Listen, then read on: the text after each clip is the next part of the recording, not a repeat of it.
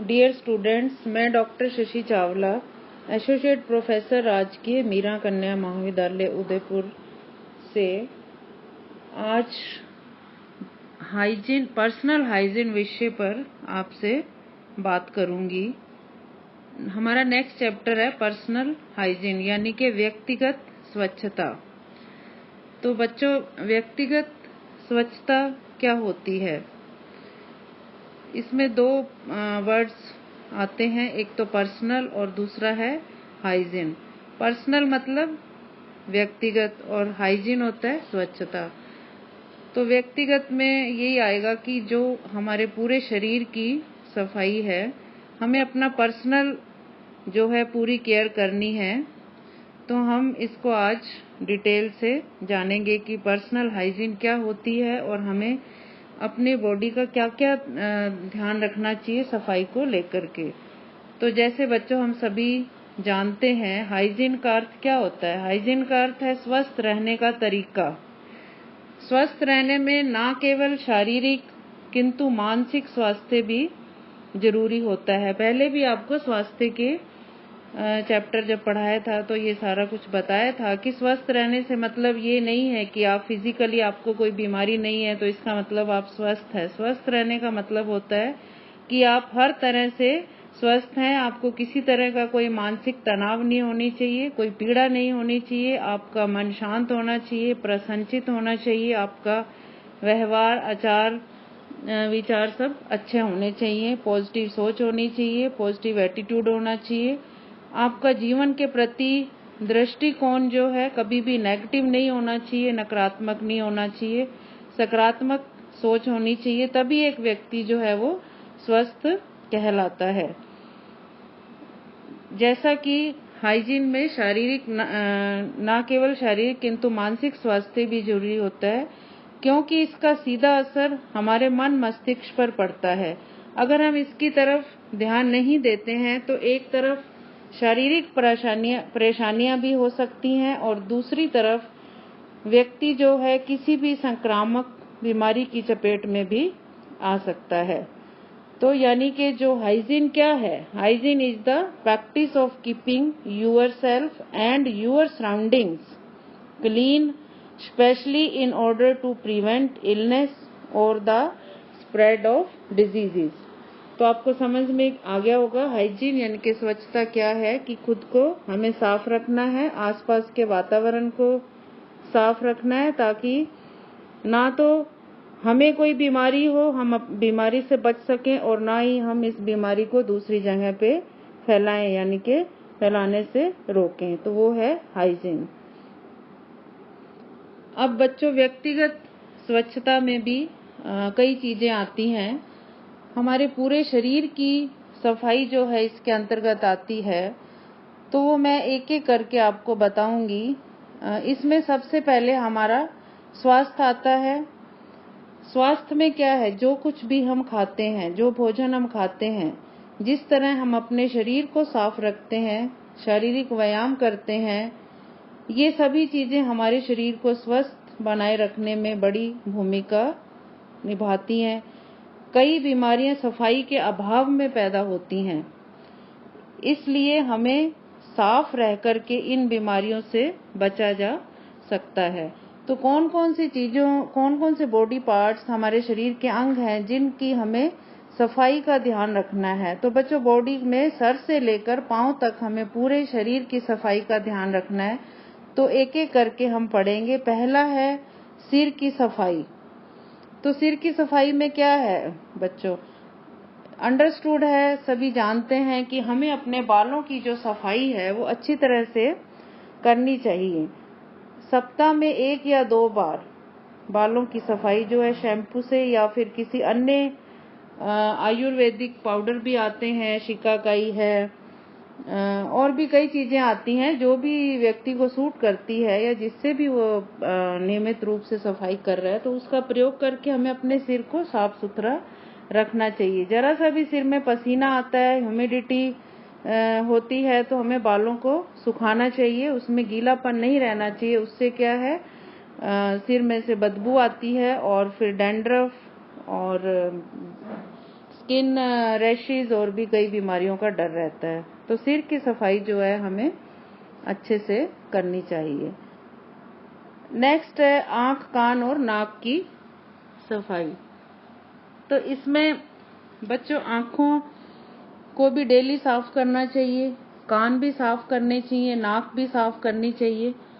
तो अगर हम अपनी आंखों को साफ नहीं करते हैं, तो अगर हम रात को सोते हैं और सुबह उठते हैं, आंख में से अगर पानी आ रहा है या उसमें से कुछ भी इस तरह से गंदगी निकल रही है, तो इसका मतलब आप आंखों की सफाई नहीं कर रहे हो। तो उसके लिए हमें ठंडे पानी से आंखों को धोते रहना चाहिए और संभव हो सके तो दिन में 1-2 बार ठंडे पानी के छींटे देवें और आंखों की सफाई जो है नियमित रूप से करें। और किसी भी तरह का कॉस्मेटिक्स जो सूट नहीं करता है, ज़्यादा केमिकल्स वाला कॉस्मेटिक्स हमें प्रयोग नहीं करना चाहिए आंखों में, तो हमारी आंखें जो है सुरक्षित रह सकती हैं।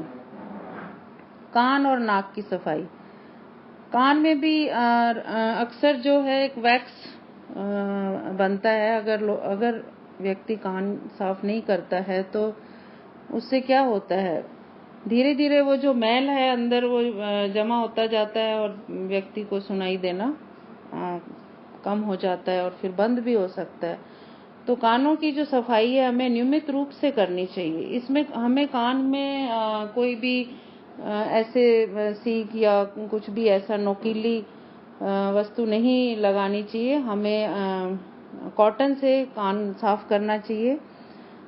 और जब व्यक्ति स्नान करता है तो कान गीले हो जाते हैं, तो उस वक्त जो भी अंदर का मैल है वो पिघल जाता है। तो उस वक्त जो है आप नैपकिन से या रुमाल से या टॉवल से अपनी उंगली के द्वारा कान को साफ कर सकते हैं, या फिर कॉटन के द्वारा भी कान साफ किए जा सकते हैं। और ध्यान रखें कि कान नहाते वक्त या किसी भी तरह से कान के अंदर पानी नहीं जाना चाहिए।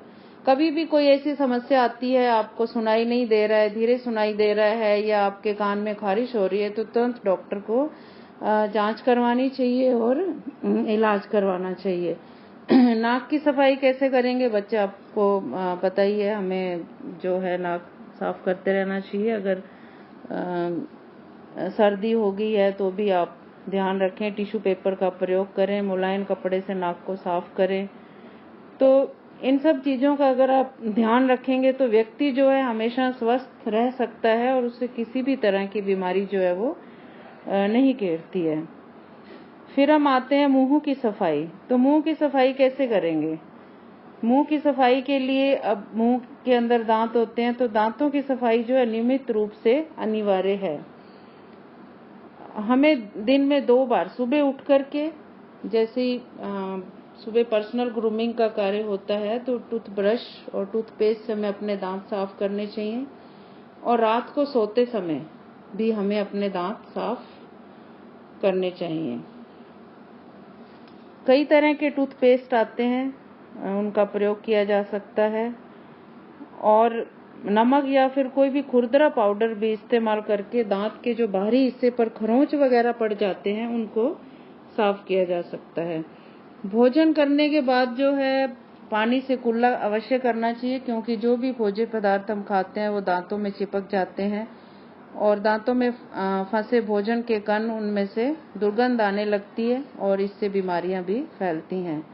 पौष्टिक भोजन खाना चाहिए। मिठाई, चॉकलेट, आइसक्रीम और केक इत्यादि बहुत कम खाएं, उससे क्या दांत खराब होने का डर रहता है। अगर आपको लगता है कि दांतों में कुछ गंदा जमा हुआ है या कहीं पेन है या बदबू आ रही है, तो आपको डॉक्टर से संपर्क करना चाहिए।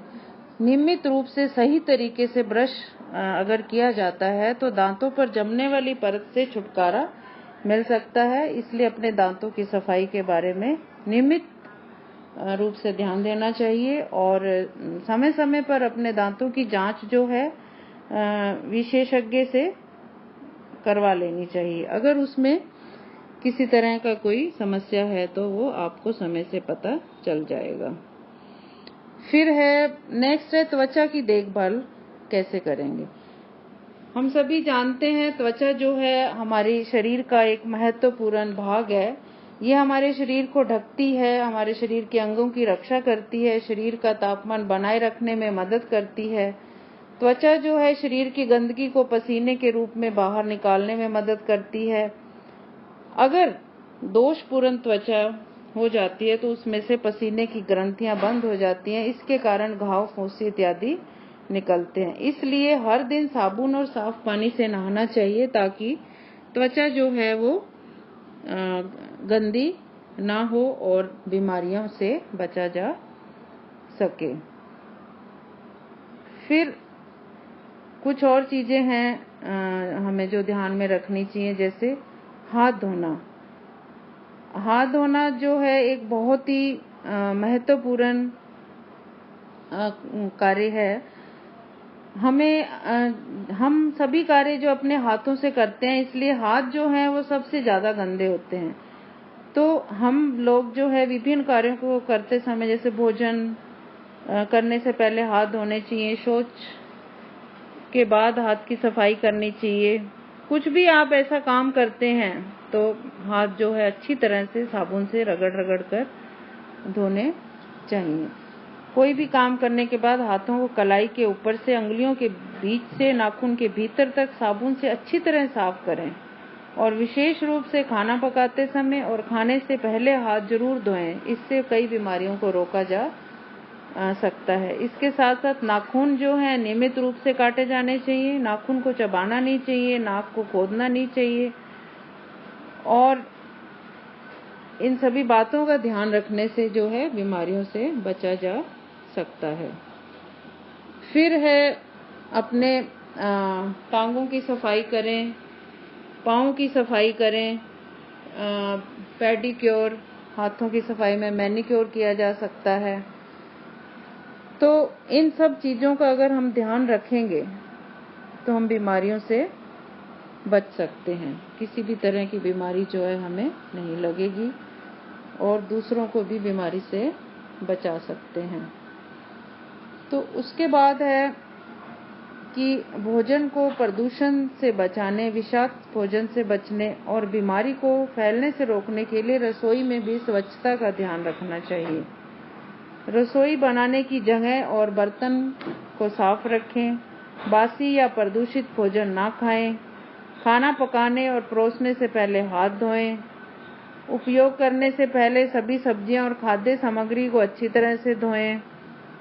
खाद्य सामग्री को अच्छी तरह से देख लें, परख लें। खाद्य सामग्री खरीदते समय पैकेट पर लगे लेबल को जरूर देखें। उसके उपयोग करने की अवधि की जानकारी मिल सके। उसके एक्सपायरी डेट का भी ध्यान रखें। ऐसा नहीं हो कि एक्सपायर चीज आप उपभोग कर रहे हैं और उससे आपको नुकसान हो सकता है। रसोई में जो भी बेकार चीजें हैं उनको फेंक दें। दवा खरीदते समय एक्सपायरी की तारीख जरूर देखें।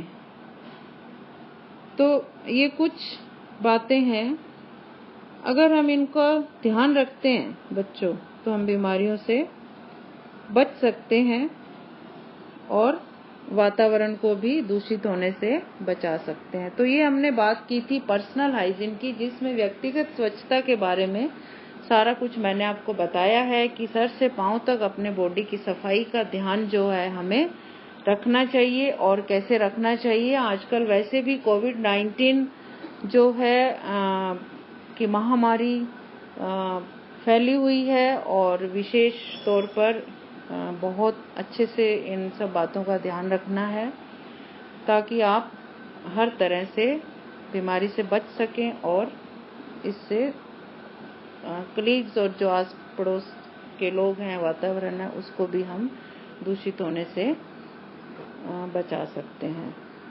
तो ये है पर्सनल हाइजीन के बारे में। इसके बाद जो है हम फिर नेक्स्ट ये कई तरह की होती है स्वच्छता, उस पर बात करेंगे नेक्स्ट क्लास में। Thank you.